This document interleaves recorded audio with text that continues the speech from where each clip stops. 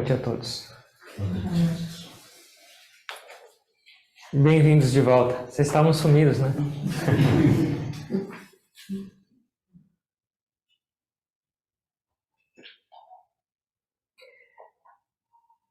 Na Índia, mais ou menos, mais de 5.000 anos atrás, existia uma dinastia. Essa dinastia chamava Kuru. E era a dinastia mais poderosa da Terra. Eles dominavam a Terra inteira. Eles reinavam sobre toda a Terra. E essa dinastia, agora, na sequência dela, da linhagem, só tinham 2 irmãos. Um deles era cego de nascença. O mais velho, que deveria ser o próximo rei. E o outro era fraco de nascença. Ele não tinha força física.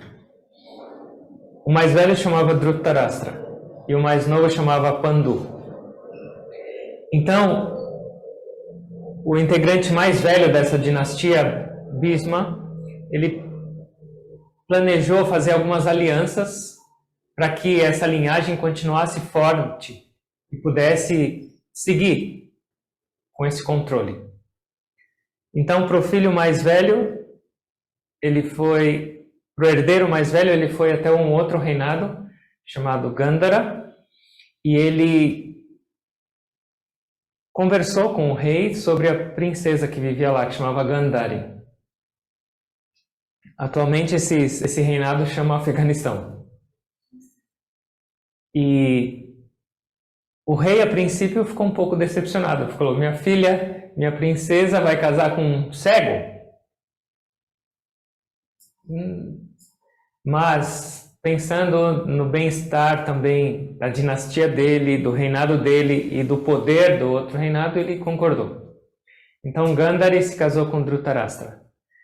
E ela, por respeito, uma mulher naquela época não poderia liderar a família. Não era uma coisa muito apropriada. Então ela, por respeito ao marido cego, ela colocou um véu nos olhos dela também. E se tornou cega. Não fisicamente. E o irmão mais novo, o Pandu, esse integrante mais velho, foi e também fez 2 alianças com 2 reinados. Ele ganhou 2 esposas, Kunti e Madri. Então, esse mais novo, por ter visão, os 2 eram muito capazes. Dhritarashtra, o mais velho, falavam que ele tinha uma força de 10.000 elefantes. Os 2 aprenderam arte de guerra, aprenderam Vedas, aprenderam tudo. Só que o mais velho não podia reinar, ele era cego. Então o mais novo, Pandu, era o rei a princípio. E ele foi e conquistou vários outros reinos, cada vez aumentava essa dinastia. E aí, quando ele voltou de uma dessas viagens de conquista, ele foi caçar. E nessa que ele foi caçar, tinha um grande sábio, e por alguma razão, que eu não vou entrar em muitos detalhes, mas por alguma razão, esse sábio estava na forma de um veado campeiro, de um deer. E esse rei Pandu, pensando que fosse uma presa, flechou esse sábio. E bem quando ele estava desfrutando com uma fêmea. E aí ele falou assim: seu rei tolo, você me matou bem na hora do meu desfrute. E isso vai acontecer uma maldição na sua vida. Você nunca mais vai poder ter desfrute com as suas esposas. Qualquer dia que você tiver qualquer tipo de contato com qualquer uma delas, você morre. E aí imagina ele não tinha tido filho ainda. Pronto, a dinastia de novo em risco. E aí eles foram viver nos Himalaias. Mas a esposa dele tinha uma bênção divina e ela, através de mantras, ela poderia ter filhos. Então ela teve 3 filhos e para a esposa mais nova ela ensinou o mantra e ela teve mais 2, que eram os Pandavas. Então, 5 filhos nasceram nos Himalaias. E Gandhari, que era essa princesa que se casou com o mais velho, de tanta meditação para o Senhor Shiva, ele concedeu uma bênção para ela. Ela poderia ter 100 filhos. Não sei se é bênção, né? Mas... E aí, depois que ela se casou, ela pediu essas bênçãos e ela engravidou. Mas o que acontece? O Pandu teve o primeiro filho antes do que ela. Antes do que o irmão dele. E ela ficou revoltada. Ela ficou com inveja e explodiu de raiva. Porque não era mais o filho dela que seria o herdeiro, mas era o filho do outro irmão. E com essa raiva, ela teve um aborto espontâneo. E esse aborto, o que aconteceu? Saiu uma bola dela.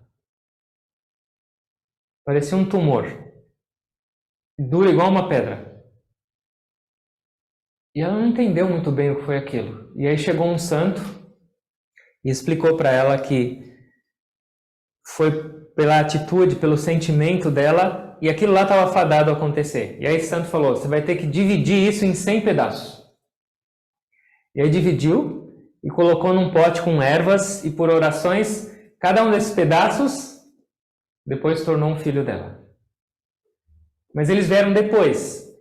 E quando isso aconteceu, quando eles começaram a nascer, o primeiro filho, tinham abutres voando, tinham corvos, tinham chacais uivando, todas as coisas mais não auspiciosas possíveis aconteceram quando ela começou a ter esse filho.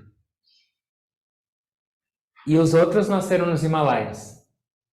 E aí esse rei Pandu, que era o que governava, ele um dia não aguentou, ele teve um desejo, um impulso muito forte, e aí ele foi se unir com a esposa. E na hora ele morreu. E aí esse rei mais velho, Dhritarashtra, se tornou o rei. E Gandhari, a rainha. Mas o rei era cego. E esses filhos nasceram extremamente maldosos. Extremamente indisciplinados. Cheios de desejo, de ganância. Completamente estragados. E o rei cego era muito apegado a eles e não fazia nada. Deixava eles fazerem sempre o que quiserem. E essa rainha, a Gandhari, ela era cheia de valores, virtudes, ela era meditava e orava, ela tinha clareza do que era certo e errado. Mas ela não conseguia mudar. E aí eles começaram a querer fazer mal para os outros 5 filhos, porque eles eram os herdeiros. Então eles tentavam matar, eles eram primo-irmãos, e eles moravam juntos no mesmo palácio, depois que o rei morreu. Eles tentavam matá-los, eles humilhavam eles, o tempo inteiro eles estavam planejando destruí-los. E Gandhari, essa mãe, a rainha, ela não se conformava com isso. Imagina alguém virtuoso e tem uma corja só de 100 filhos completamente do outro lado. O marido cego e não fazia nada. Os filhos desalinhados. E ainda fazendo mal para a própria dinastia. Então, eles deram um jeito de tirar todas as posses deles através de um jogo desonesto. Eles tiveram que morar 13 anos exilados numa floresta. Eles passaram por todo tipo de humilhação. E esse rei não tinha força para fazer nada. E a rainha, ninguém escutava. E aí o ápice disso foi uma vez que uma das companheiras dos Pandavas, que era da esposa, foi trazida para o palácio de uma maneira extremamente violenta. Esses irmãos, o segundo irmão foi lá e mandou, traz ela aqui. E eles arrastaram ela pelo cabelo até o palácio, na corte, onde estavam todos os reis, e lá humilharam ela e estavam tentando tirar a roupa dela. E essa rainha não se aguentou. E ela começou a se manifestar, porque ela não tolerava mais esse sofrimento. Então, primeiro ela foi se manifestar para o próprio marido. Eu vou ler para vocês, em vez de explicar, porque é muito interessante. Na presença de todo mundo, ela começou a falar. E ela falou assim: ó rei, para o marido dela: você está infatuado e cego para os erros e a má conduta dos seus próprios filhos. Que o seu coração desperte com inteligência, que o seu coração tenha amor por paz, o respeito por dharma, as virtudes, valores, retidão e moral. Você não deveria abraçar essa confusão e caos. De outra maneira, você será culpado pela destruição e queda da sua própria dinastia. O rei cego escutou isso, mas não fez nada. Ele não tinha força. Duryodhana, que era o filho mais velho, que era o mais estragado de todos, ignorou. Krishna era um instrumento de paz. Ele estava tentando trazer equilíbrio e paz. E aí ele foi e falou para todos, e especialmente para o filho mais velho, falou: você só está cavando a sua cova. Não existe ninguém que vai contra o Dharma, as virtudes e valores, e se dá bem. Não existe conquista, não existe reinado construído em cima de desonestidade, em cima de traição. Você tem a chance agora de mudar e se desculpar e fazer diferente, senão simplesmente você vai dormir numa cama de flechas. E ele falou: sua mente está completamente distorcida. Você está cego por ganância, por desejo, por prosperidade e posse, e isso vai levar você e o reino inteiro à ruína. Ele simplesmente ignorou e saiu da corte. E aí ele falou para todos os outros reis: e vocês que estão aqui, simplesmente mudos, sem fazer nada, vão para o mesmo inferno que ele. Vocês todos, simplesmente com esse silêncio, estão apoiando esse ser cego e desgovernado. Vocês têm a chance ainda de impedi-lo, proibi-lo ou, se for o último caso, imprisioná-lo. Ele e todos os ministros, conselheiros deles que são malignos. Então não é só ele, mas todos vocês têm a oportunidade de transformar agora, antes da catástrofe. Ninguém falou nada.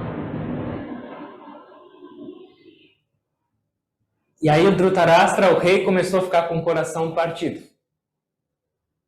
E ele falou: chama Gandhari. Eu acho que só ela pode convencer esse filho. Só ela, que tem uma visão e força por meditação e valores, pode transformar. E aí eles chamaram a Gandhari. E ela foi lá de novo. É a última leitura. E aí, quando ela chegou na corte,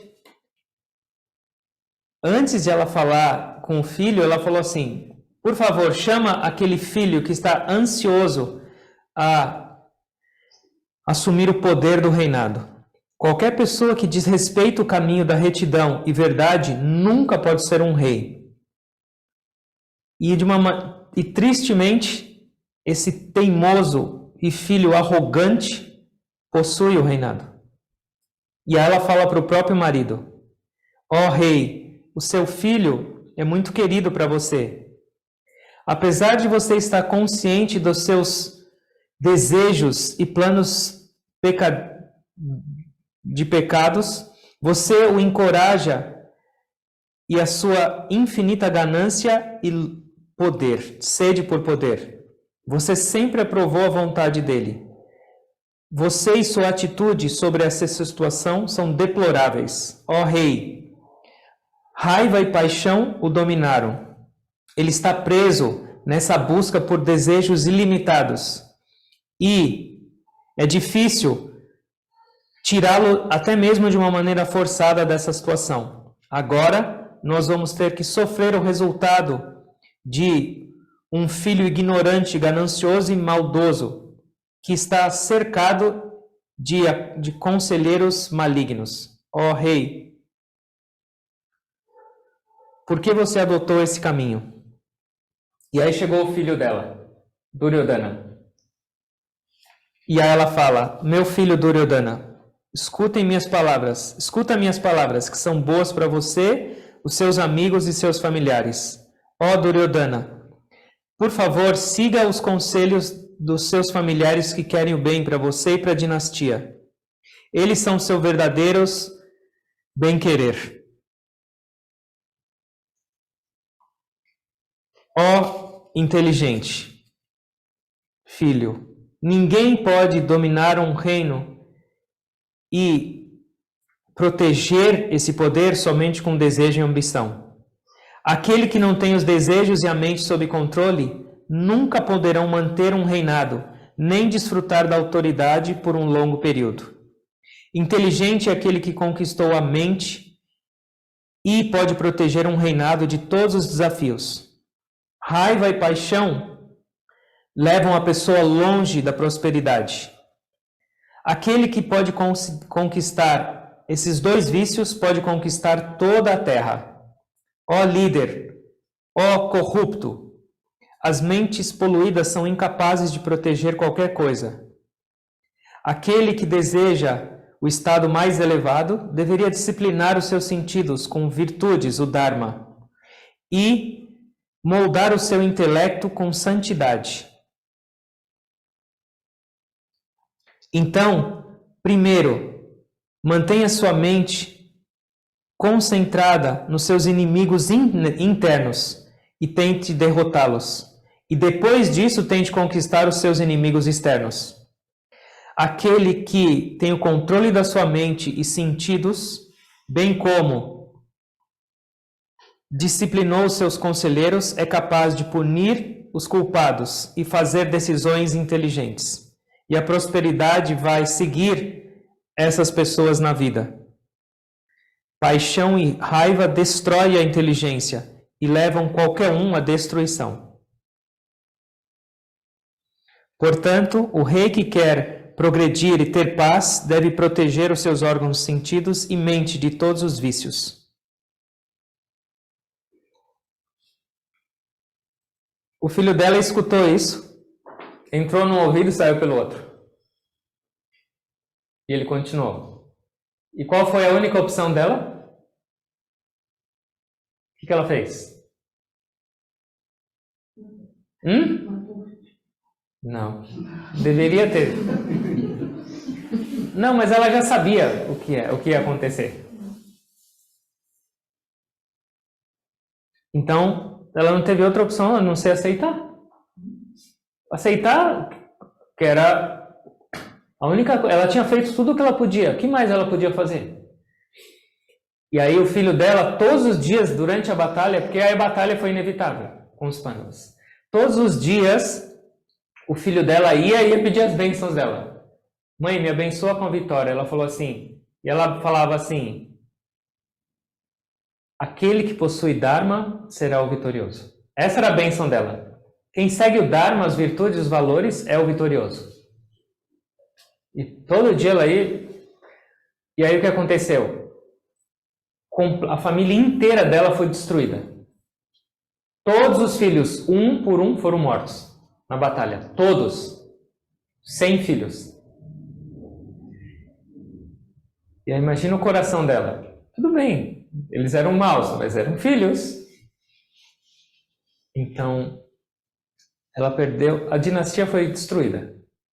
Por causa, e ela sabia, ela tentou avisar e aconselhar.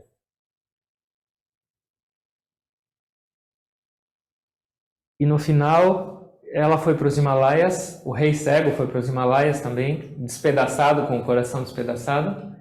Krishna foi lá e os consolou, e eles fizeram austeridades e deixaram essa existência em meditação. E por que eu estou contando toda essa história? Porque ela, em todos esses momentos, nunca deixou o caminho dos valores e virtudes.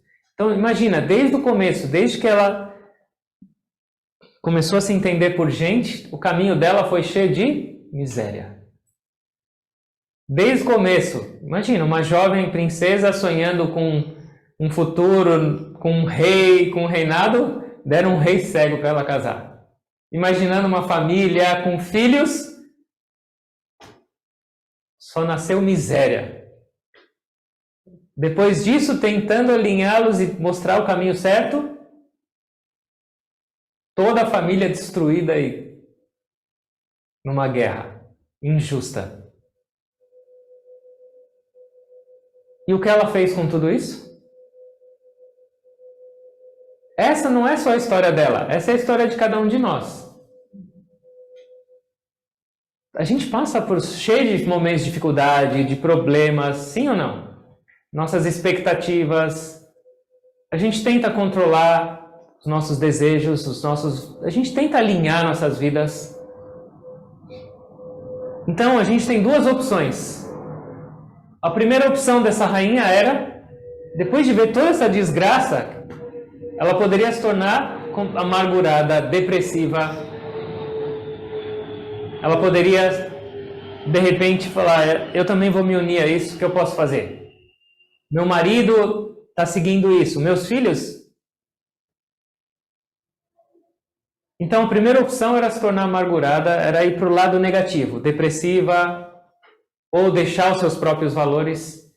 E a outra opção era manter isso e se utilizar desses momentos de desafio, dessas situações desafiadoras e se conectar com Deus. E ela fez isso. Gandhari foi a autora de uma das orações mais conhecidas da Índia, mais conhecidas do mundo. E essa oração veio do coração dela, expressando a dor, expressando o sofrimento, expressando a impotência para Deus. E isso é o que acontece nas nossas vidas. A gente tem duas maneiras de lidar com as nossas situações desafiadoras, com os nossos momentos difíceis. Ou eu reclamo, choro, fico nervoso, ou entro nisso e sofro, ou eu converto isso em devoção, em oração, em conexão. Numa opção, meu coração vai se purificar. E na outra opção, minha mente vai ficar cheia de aflição e negatividade. Para onde a gente está andando? Isso é oração. Normalmente, as pessoas lembram de Deus em momentos fáceis ou difíceis? Ai, meu Deus. Difíceis. E é melhor lembrar ou esquecer de Deus? Lembrar. Se é melhor lembrar de Deus, e se a gente normalmente lembra de Deus em momentos difíceis, em problemas, será que os problemas em momentos difíceis são ruins? Será que Deus não está falando, já que esses miseráveis não lembram de mim quando está tudo bem, pelo menos agora, com isso, vamos ver se ele acorda. Não é? Então, uma pessoa comum encara um problema e um desafio como uma situação ruim, difícil, amarga. Mas uma pessoa espiritual, ela encara esse momento de desafiador, de problema, de situação, como uma oportunidade para se conectar com Deus, para transformar isso em oração. Então, o que é oração? É esse ato de se comunicar com Deus, de se expressar para Deus, de estabelecer uma relação com Deus. A gente tem que estabelecer um relacionamento. Todo mundo ora. Não tem restrição. Até esse Duryodhana, que era extremamente maligno, ele orava. E como ele orava? Ele falava assim, Deus, eu sei o que é certo e o que é errado. Mas, como é você que guia a minha vida, e está falando para eu fazer essas coisas, eu não tenho muito o que fazer. Cara de pau, né? Ele punha a culpa em Deus ainda. Você que habita o meu coração. Eu sei o que é certo e o que é errado, mas o que eu posso fazer se você me fala para fazer isso?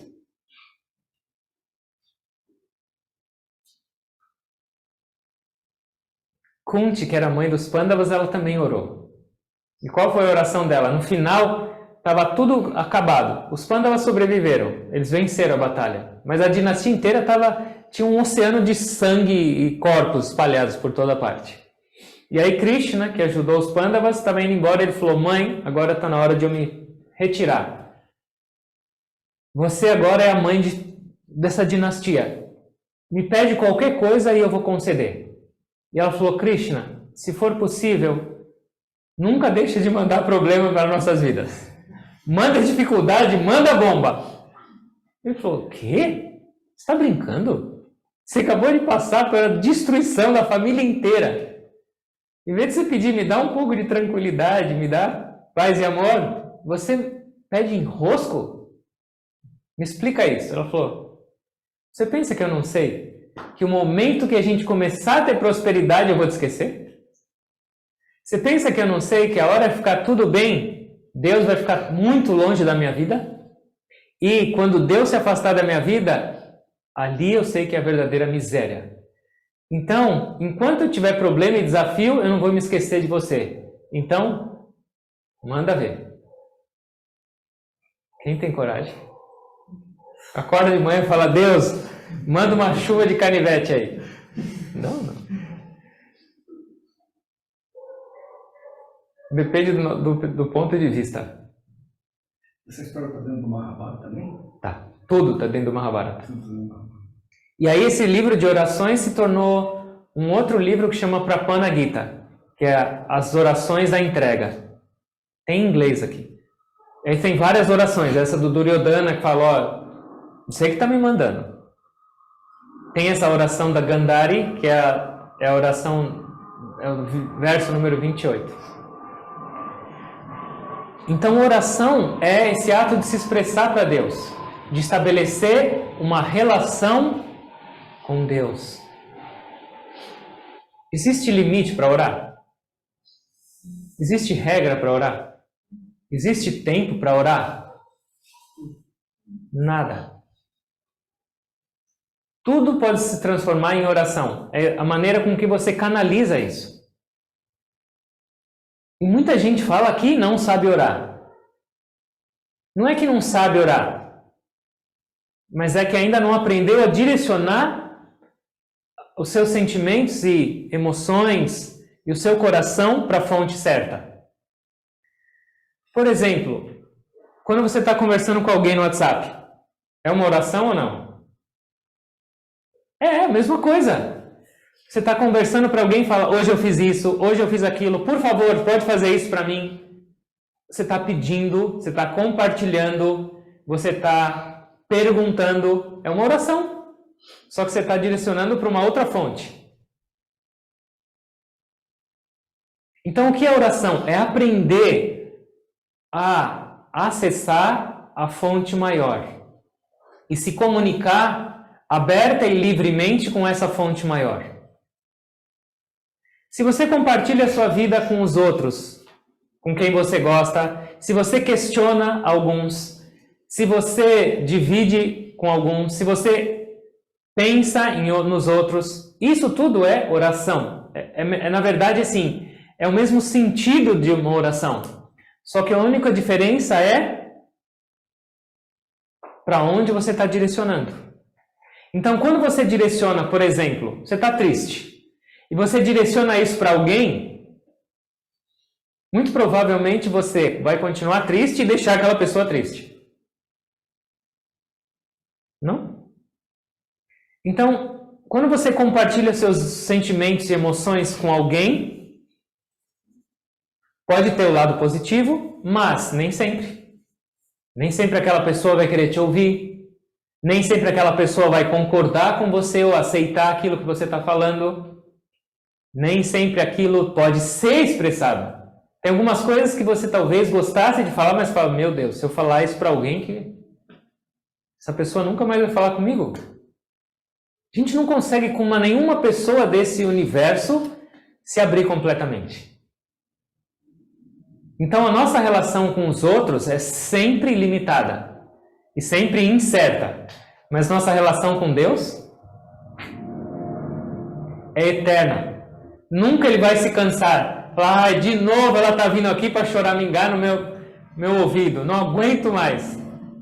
Vou colocar meu telefone no modo avião. Não. O WhatsApp de Deus está sempre disponível.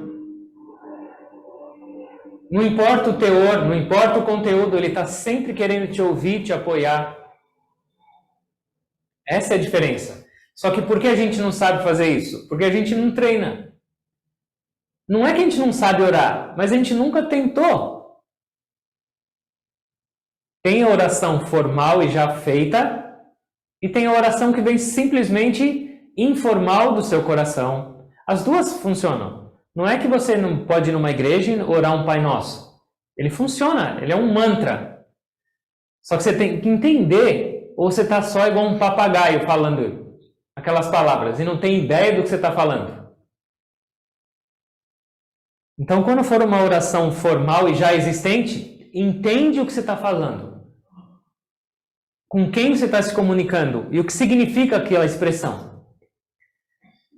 Mas fora isso, aprende a compartilhar o seu coração com Deus. Aprende a transformar qualquer tipo de sentimento, de emoção, numa expressão para o divino. Numa expressão de amor para Deus. Não importa, reclama, briga, chora, agradece. Tudo se transforma em oração quando você direciona isso para a fonte certa. E qual a diferença? Tudo que for direcionado para Deus vai purificar e expandir o seu coração. E sua vida se transforma.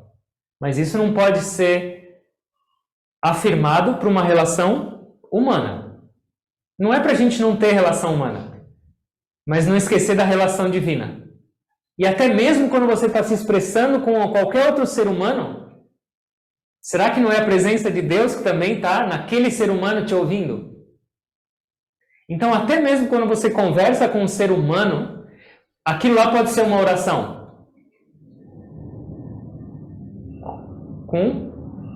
Como isso pode se tornar? Desde que? O quê? Você não se esquece da presença de Deus naquela pessoa. Conversa, abre, não tem problema. Tenha os seus ouvidos amigos, seus ombros amigos. Mas não esquece que até aquilo é a presença de Deus. É só aquela forma de Deus manifestada na sua frente para te ajudar. Aprende a canalizar seu coração para Deus e não esquece da presença de Deus nas outros nomes e formas. E isso vai ser purificação das nossas vidas. Isso dá para entender? Isso é extremamente fácil de ser aplicado. Não é algo difícil. Você não precisa aprender sânscrito. Você não precisa falar um português perfeito. Você não precisa ter medo. Deus não vai corrigir suas palavras.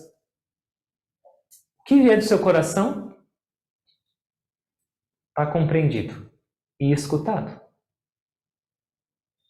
Suana, e como que a gente entende a resposta de Deus? Porque, por exemplo, numa relação humana, a pessoa, ela responde. Às vezes é a verdade, às vezes não é. A gente tem que saber identificar.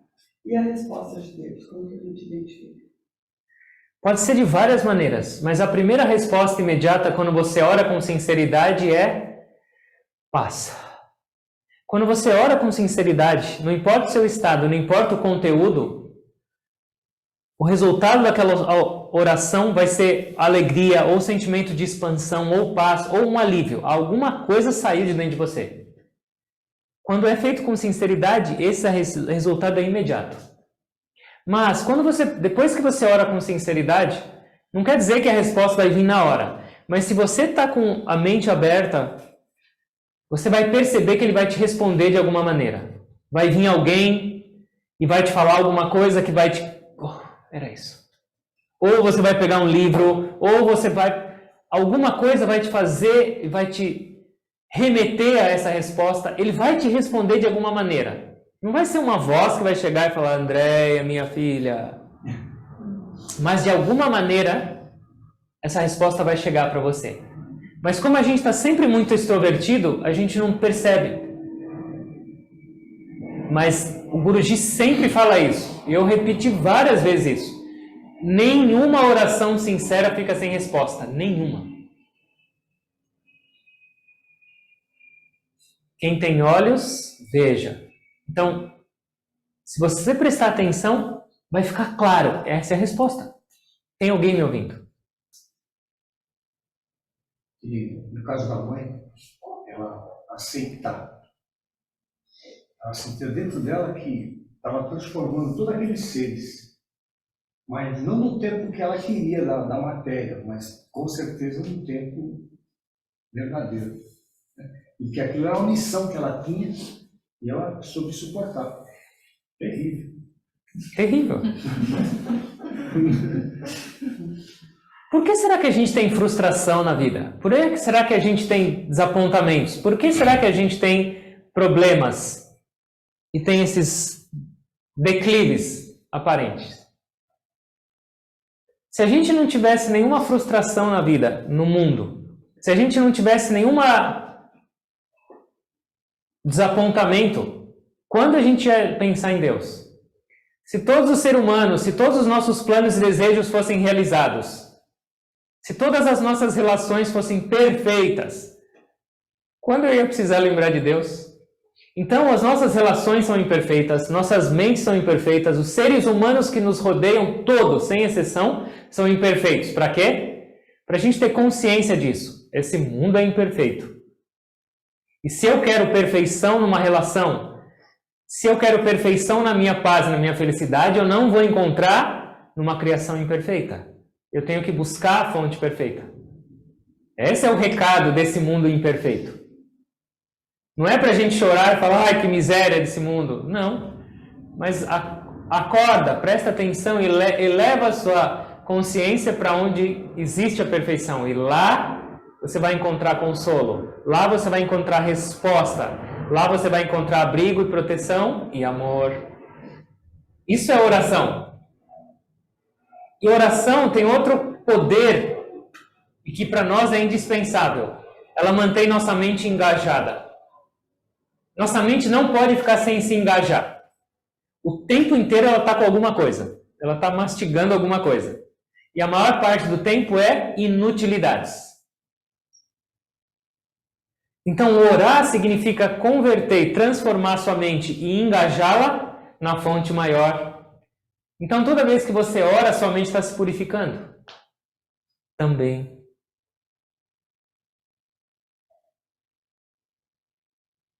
Então, oração é estabelecer uma relação com Deus. Que tipo de relação a gente pode estabelecer com Deus?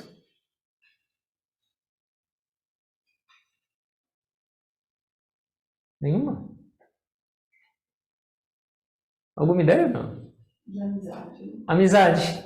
Okay. Deus é seu amigo. Amor. Deus pode ser seu filho. Deus pode ser seu pai. Para Jesus ele era o pai. Pode ser a mãe também ou não? Pode.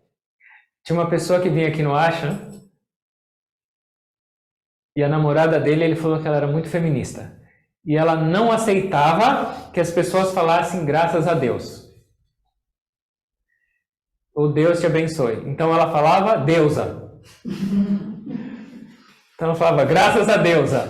Deusa te abençoe. Um pouco estranho. Mas tudo bem, Deus não vai brigar. Não tem problema. Pode chamar de Deus, de deusa. Mas é importante a gente estabelecer uma relação. Porque se você não tiver uma relação, por Deus é meu pai, Deus é minha mãe, Deus é meu filho, Deus é meu amigo, Deus é meu amante, ou meu amado ou minha amada, como você vai se abrir? Você só consegue compartilhar o que está no seu coração em alguém que você confia. Você não vai passar no meio da rua lá e falar, vem cá, escuta um pouco aqui, eu preciso desabafar com você.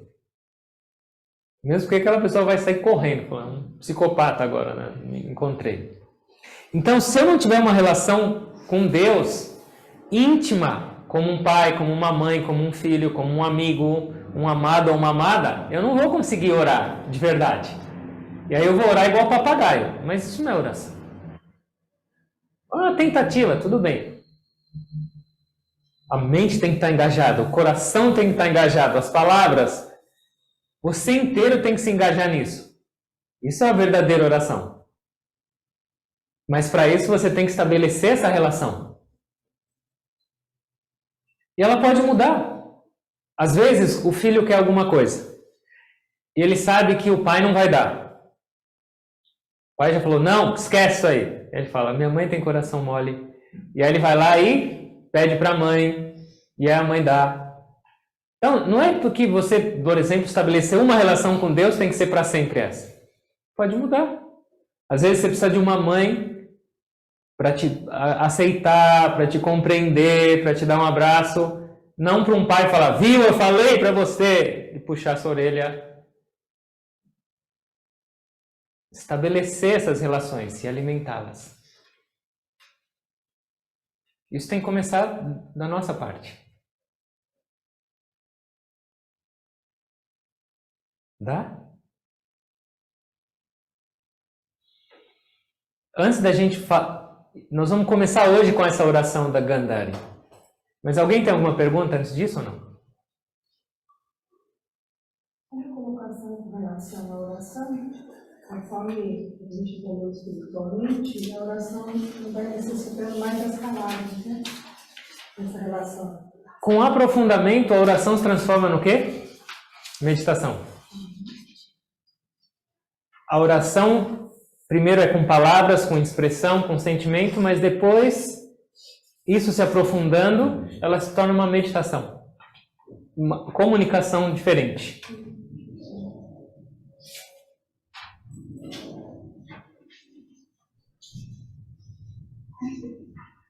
Essa oração a gente faz quase todos os dias aqui no Ashram também. E foi da Gandhari, dessa rainha.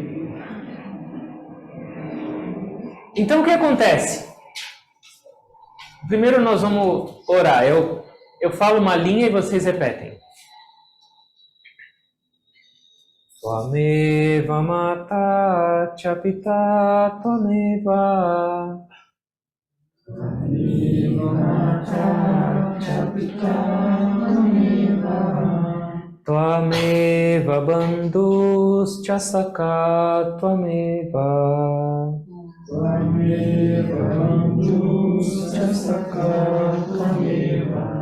Tvameva vidya dravinam tvameva. Tvameva vidya dravinam tvameva. Tvameva sarvam mama deva deva. Tvameva sarvam mama deva deva. E não se preocupem que Deus também não reclama se a gente for desafinado. As crianças aprendem a tocar flauta ou cantar e vai apresentar, é um terror, é um negócio medonho e as mães chorando de alegria. Ai, que maravilha! Então, Gandhari, o que significa essa oração? Tvameva mata, você é minha mãe. Cha pita tvameva, você também é meu pai. Tvameva bandhu, você é meu amigo. Cha sakha tvameva, você também é o meu companheiro. Tvameva vidya, você é minha sabedoria. Dravinam tvameva, você é minha riqueza. Tvameva sarvam mama deva deva, você é tudo para mim. Tudo da minha vida. Então, Gandhari poderia ter transformado todos os acontecimentos da vida dela numa oportunidade de ir para baixo e falar, eu sou a pessoa mais miserável desse mundo. Acho que ninguém pode ter uma família dessa, impossível. Mas ela transformou em quê? Numa oração para Deus. Falar, Deus, tudo isso aqui, ó, esses filhos, esse rei, essa dinastia, não são meus de verdade. Eles são chamados de filhos de marido, de pai, disso e daquilo, mas na verdade eles não são. Eu tenho riqueza, o reino mais rico de todo o mundo, mas isso não é minha verdadeira riqueza. Ela transformou toda a experiência dela no mundo de amargura em numa expressão de amor para Deus. Será que isso não é uma mensagem para a gente? Será que isso não é um convite para a gente? De aos poucos, gradualmente transformar Deus como sendo realmente a fonte de todo o bem da sua vida? A sua verdadeira e infinita relação? Então essa é a expressão de Gandhari. A dor dela, a angústia dela, a impotência dela, os problemas dela se converteram numa expressão de amor para Deus. Fala, Deus, eu só levei bomba, né, aqui, mas eu sei que aqui eu vou achar. Aqui não tem erro. Certo? Nós vamos discutir essa oração nas próximas semanas. Nós vamos entender um pouquinho mais essa relação com Deus em cada uma dessas formas. Pai, mãe, amigo, companheiro, riqueza, sabedoria. Quem sabe a gente não se inspira um pouco mais para orar mais e se comunicar com aquele que está esperando a gente. Para resolver todos os nossos problemas, para aliviar nosso coração e fazer a gente ter uma vida mais leve aqui. Enquanto a gente vive, não dá para ficar sem problema. Não dá para ficar sem desafio, não dá para ficar sem esses momentos. Mas sim dá para a gente desenvolver uma atitude diferente ao lidar com eles. Forte e estável. E isso é o poder da oração. Certo? Alguma pergunta?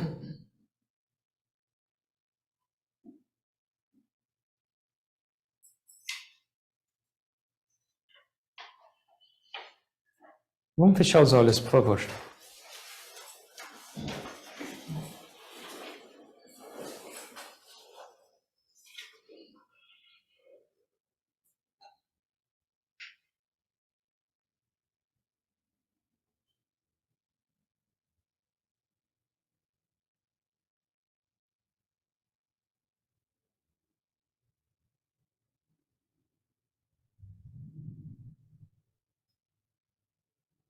Deus não está longe.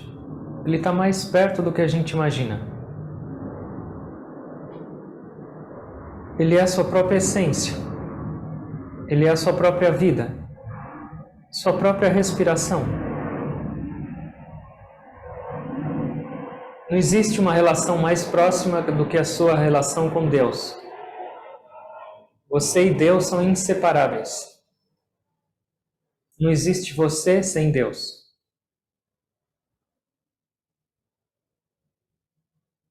E não existe Deus sem você. Concentra.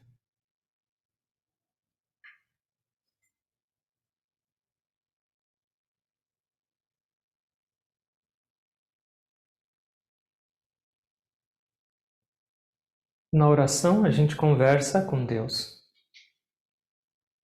E na meditação, Deus conversa conosco. Concentra.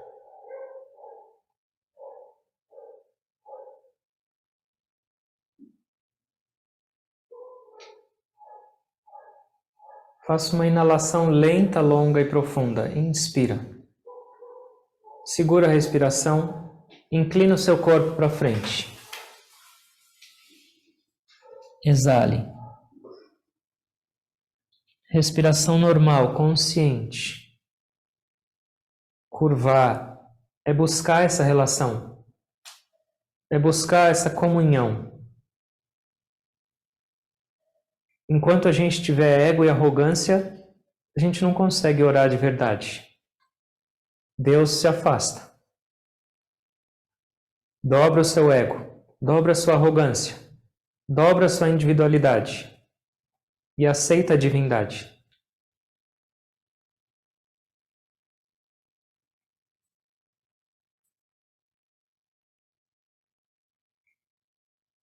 Ó Deus, assim como esse rei cego, até hoje eu andei com os olhos vendados nesse mundo, tropeçando, caindo, me ferindo. Meus olhos estavam vendados para a sua presença, para o seu amor, para o seu poder.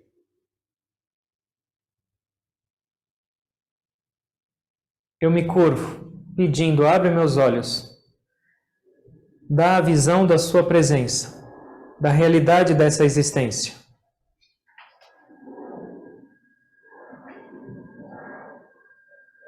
Se revela, me deixa te conhecer mais, para que eu possa compartilhar minha vida inteira com você, em cada instante.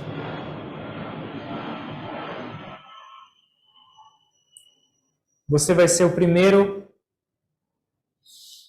a receber o que tiver no meu coração. Você vai ser aquele que eu vou lembrar primeiro ao ter uma notícia boa ou ruim, ao sentir alegria ou tristeza. Eu vou dividir. Me ajuda. Me ajude a te aceitar mais e te ignorar menos.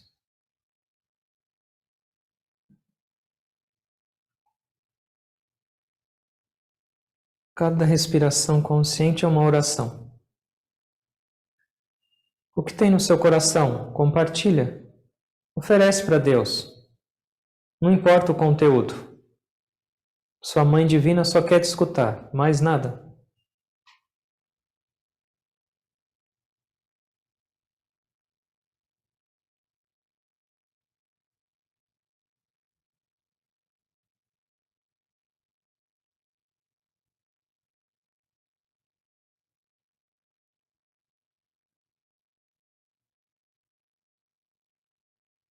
Inala lenta, longa e profundamente.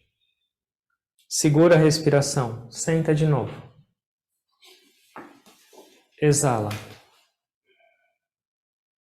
Respiração normal e consciente. Nossas relações no mundo normalmente nos trazem apego, ansiedade, preocupação e expectativa. Mas nossa relação com Deus elimina tudo isso e nos traz paz e amor.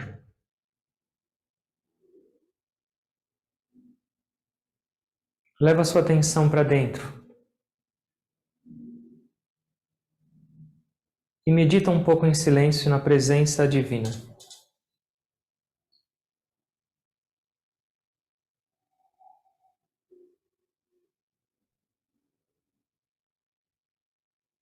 A oração te aproxima de Deus e a meditação te une a Deus.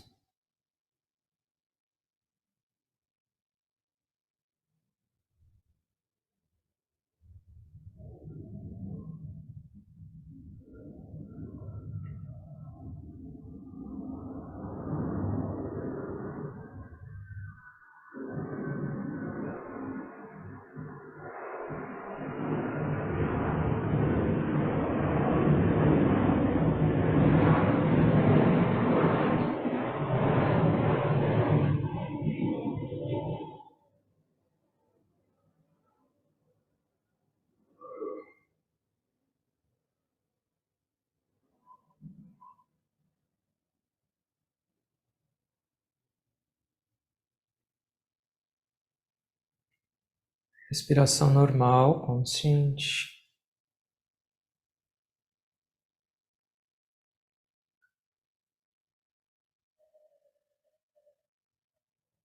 Que a gente possa aprender a entender essa vida de uma maneira diferente.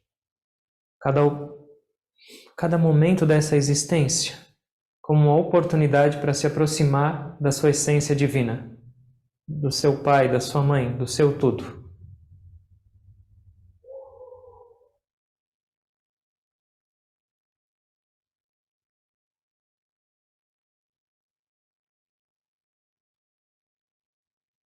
Bom e ruim, ambos são oportunidades.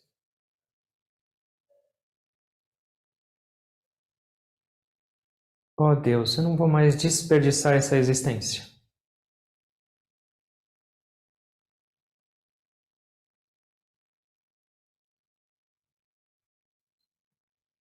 Me abençoa. Me guia no caminho certo. No caminho da felicidade, da paz, da harmonia. E isso só é possível junto a Ti.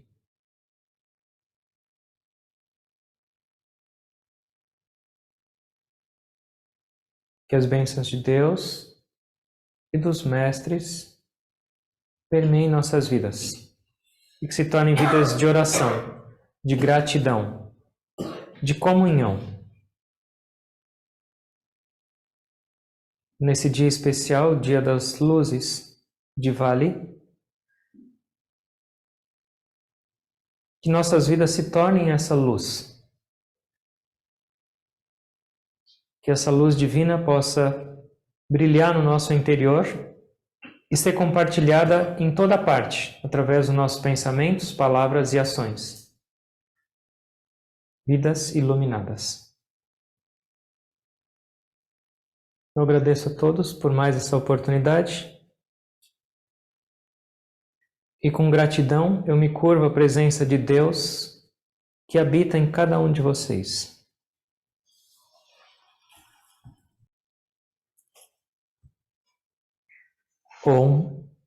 Amém.